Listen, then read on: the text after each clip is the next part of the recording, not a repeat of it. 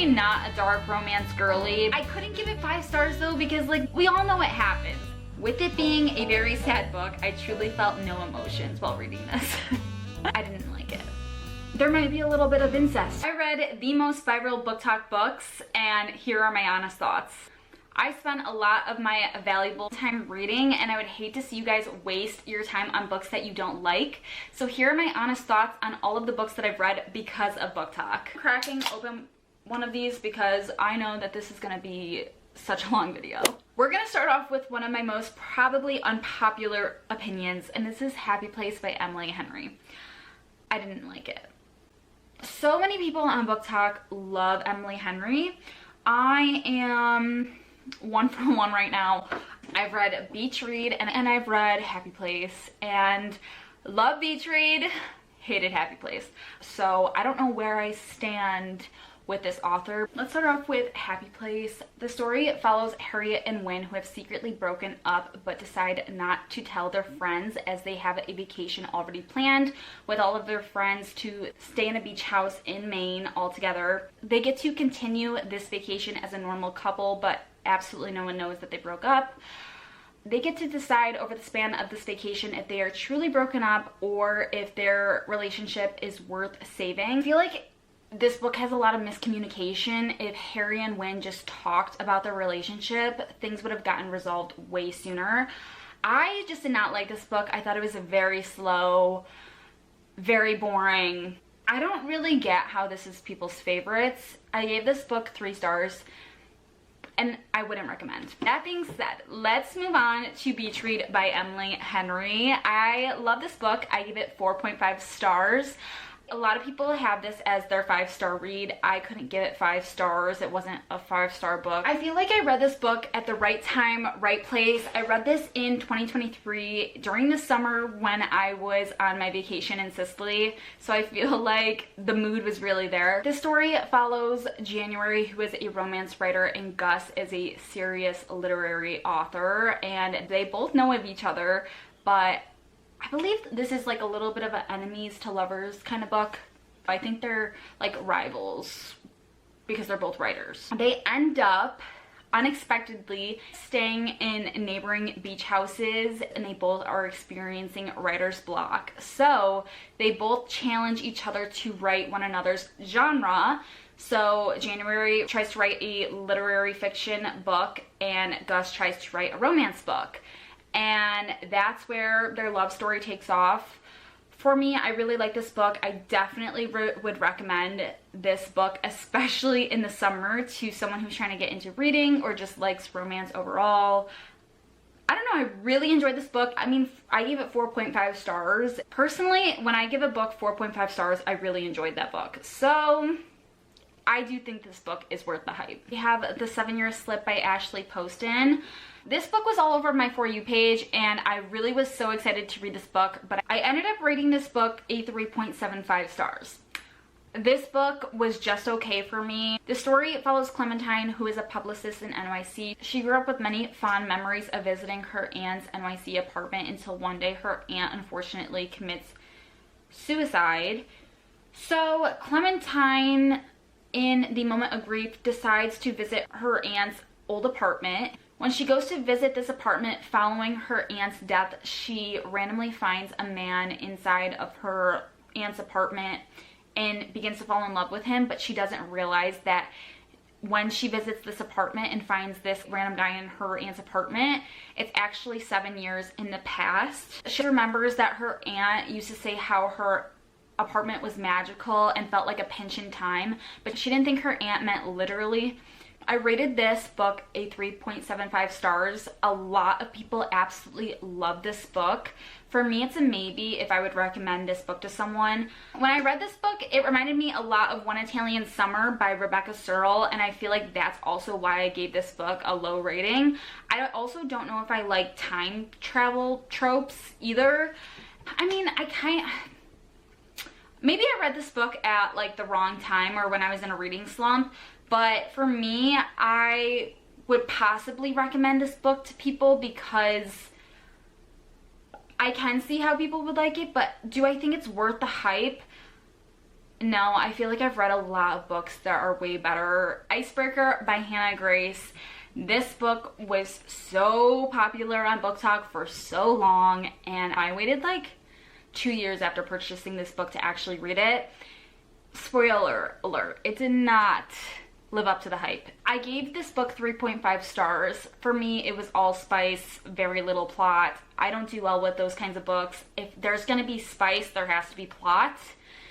And I don't want to read a book all about smut. I really don't. If the smut's great, you get extra stars, but you have to have a plot, or else what am I reading? This book is set in a college setting. It follows Anastasia, who is a figure skater, and Nathan, who is a hockey player. Anastasia gives off Black Cat energy. Nathan gives off Golden Retriever vibes. One day, the college's hockey team ruins the ice rink, and the men's hockey team and the figure skating team are left to share their ice block time. Anastasia believes Nathan is the sole person responsible for ruining the ice rink. Fast forward, Anastasia loses her skating partner, and Nathan steps up to fulfill the role of her skating partner, and one thing leads to another, and that's how their romance develops. But this book was extremely boring. There was a ton of spice, but again, no plot. I don't think that this book is worth the hype. I think there's just a lot of smut, and that was why it blew up so much on TikTok. There are so many better books than Icebreaker. We're gonna do Sunrise on the Reaping by Suzanne Collins. I gave this book a 4.5 stars. I do believe that this book is worth the hype. I loved reading about Haymitch's story. I absolutely cannot wait for the new Hunger Games that is releasing, I think, this November in 2026. I couldn't give it 5 stars though, because like, we all know what happens. Obviously Haymitch wins his games, or else he wouldn't be around, because the whole purpose of the Hunger Games is to eliminate all the tributes except one. So I obviously know what happens. I definitely called the ending from a mile away from like the first 20 pages. But this book was very entertaining. I do think, though, this is probably going to be an unpopular opinion, but I do think that I will like the movie better than the book, just because I get to see it all play out in front of me.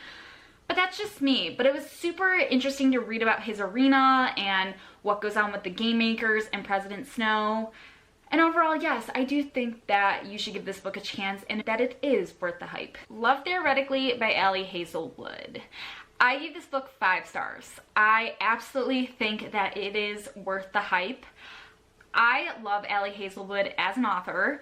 I think that the reason why I love her as an author is because she's a fan fiction author, and if you guys stick with me and subscribe to my channel, you will know that I actually love fan fiction. I think that a lot of fan fiction that I've read, especially Hermione fan fiction, most of those fan fiction books are better than traditionally published books. Now in 2026, we're seeing so many Hermione fan fictions being traditionally published, and there's a reason for it. That being said, I didn't know that Ali Hazelwood was a fan fiction author who had been traditionally published until I went to Barnes and was getting book recommendations through the Barnes workers that day, and one of them told me that she was actually a Kylo and Rey fan fiction author who had been traditionally published. So I think Love Theoretically was actually a fan fiction first, but then she decided to traditionally publish her books, and she's well known for her STEM romances. And I put this book off for so long. I was like, no way I would like a romance book based off of STEM. That's really nerdy. I'm not gonna like the main character. Oh my god, I wish I did not listen to myself. I wish I just gave this book a chance, and the hype is real. Jack Turner Smith is actually in my top 10 book boyfriends of all time. The smut was good, the plot was good, everything about this book was good. 5 stars, worth the hype. The story follows Elsie, who is a struggling professor who supplements her income by fake dating. Things get complicated when she meets a guy who could affect her career and also happens to be connected to her fake dating life. I don't want to say too much about this book without giving it away, but it was so good. The plot was plotting, the spice was spicing, everything about this book was so good. That's why I gave it 5 stars, and the MMC made my top 10 boyfriend book list. This book definitely is worth the hype. And speaking of Ali Hazelwood, we're gonna talk about Bride. This book is also extremely popular on BookTok, but it has a bad reputation and it's very controversial on BookTok, but you either love it or you hate it. And I really liked it. If you're not used to reading romantic-y, like fan fiction, I feel like you're not gonna like it, but I feel like if you're like a Hermione stan like me, or I don't know, I feel like if you're open-minded, you'd really like this book. But I get why people hate it. It's not everyone's cup of tea. And there's a specific scene in this book why people don't like it and get grossed out. This book deals with werewolves, and there's like an alpha and omega complex, and a lot of people don't get that because they don't read fan fiction. And then there's a specific spicy scene where people are like, ew, that is so gross. So I would not recommend this to everyone. For me, this is personally worth the hype, but for a lot of people, no, it's not. And you don't have to listen to me, but I loved it. And if you love Hermione fan fiction, if you love fan fiction in general, if you like a lot of romantasy, and you know about the omega and alpha complex, then I feel like you'll be fine and you'll like it.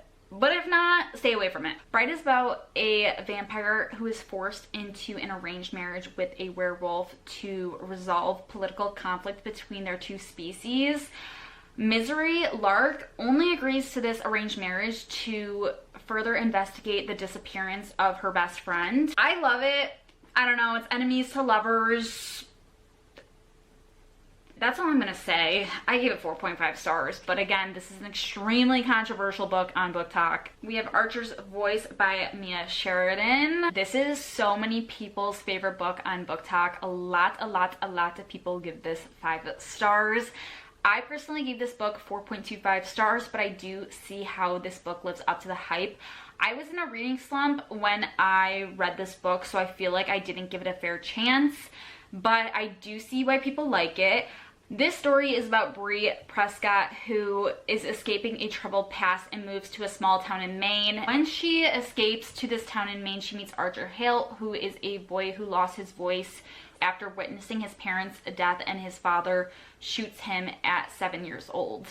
I was not expecting this book to be so spicy as it was. I don't think it's a bad book at all. I do think it lives up to the hype. I just couldn't give it a fair shot because, again, I was in a book slump. Would I read again? Maybe, honestly, maybe. But for me, it's not one of my favorite books of all time, but I do see why it is some people's favorite book of all time. Credence by Penelope Douglas. This book was floating around my For You page so much like 2 years ago.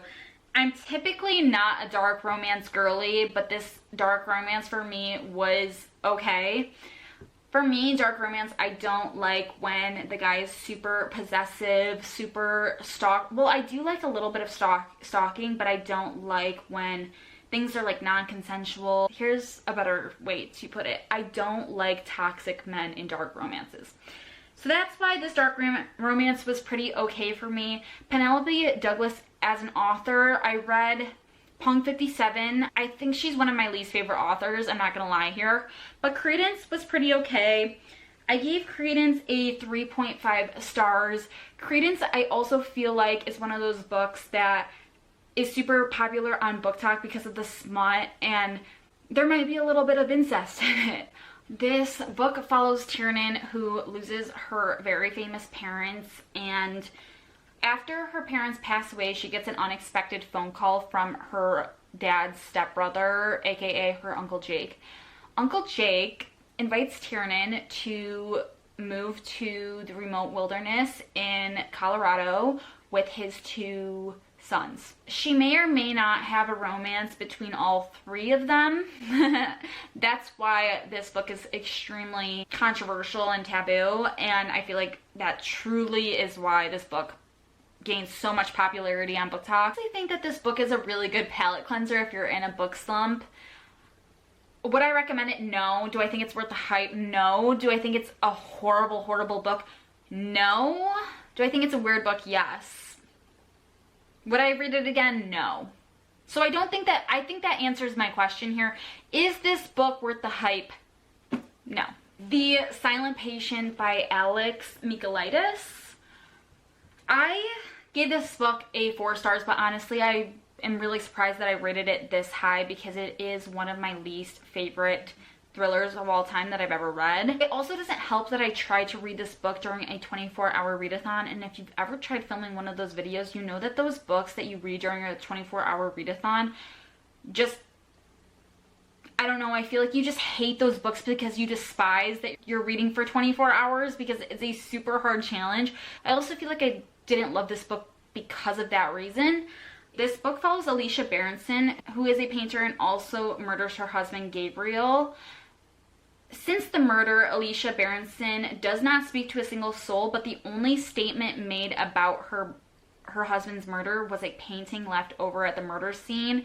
Alicia fully admits that she killed her husband, so she is put into an institution instead of prison because she is deemed crazy. We have Theo, who is a psychotherapist who visits Alicia to get the full-on scoop on why she murdered her husband, because as a psychotherapist he is extremely interested in this case and tries to crack the case on why she murdered her husband, because she is completely silent and no one can figure out what really happened. Throughout this book, we're trying to figure out why she murdered her husband.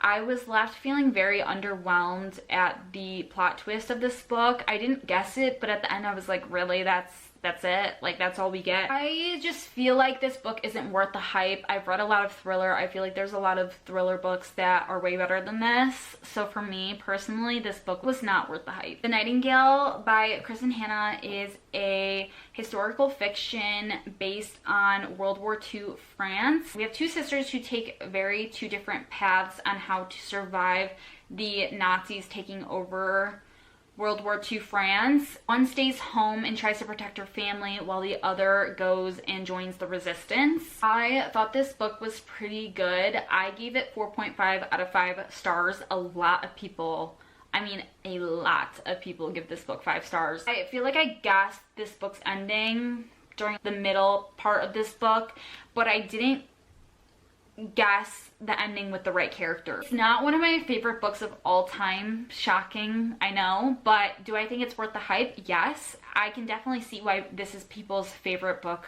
of all time. Just for me, it wasn't hitting. I don't know if I truly love historical fiction as a genre. I really love history, but I also think I really like reading about real events that happen with real people, so maybe that's why I don't love historical fiction. Would I recommend? Yes. Do I think it's worth the hype? Yes. I think it's a great book. If He Had Been With Me by Laura Nowlin. Is it Nowlin? Yeah, Nowlin. I don't remember much about this book because I read it in 2023. I gave it 3 stars. It was a very slow book and it was very YA for me. I probably would only recommend this book to maybe like a 15-year-old. It has a very sad ending, and it is known on Book Talk for being a very sad book. But that being said, with it being a very sad book, I truly felt no emotions while reading this. I feel like also what didn't really help me when I read this book was I was just coming out of reading ACOTAR. And that book series is a god tier book series for me, and nothing at that point was really hitting, but this especially, I just despised this book. I did not want to read it, but I felt like because I bought it, I had to finish reading it. This book is also a heavily miscommunication trope, and I hate the miscommunication trope. We have childhood best friends Autumn and Finney.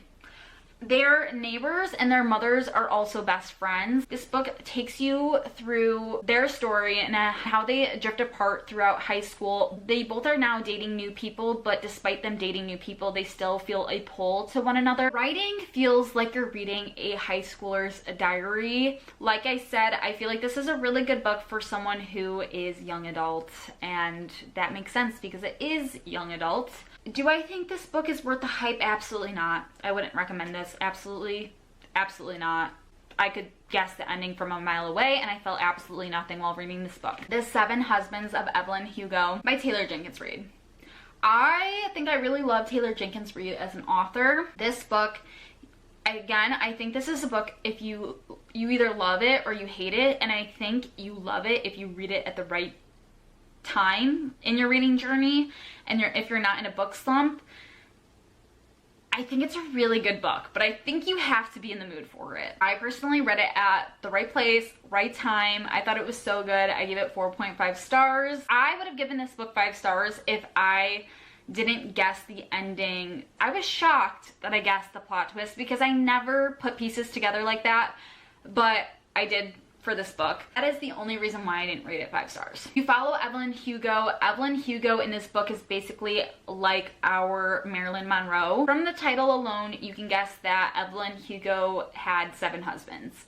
And she is now 79 years old and all of her ex-spouses are dead. She has been extremely private about her personal life until one day, Evelyn Hugo decides to randomly grant to a struggling reporter named Monique Grant exclusive rights about her life. And Monique Grant can't figure out why Evelyn Hugo would do this. Throughout the story, you get Evelyn Hugo's insight on her personal life and what really happened with all of her 7 husbands. I do feel like though, if I was in a book slump, I would absolutely have hated this book. So again, I feel like you gotta be reading this book at the right time.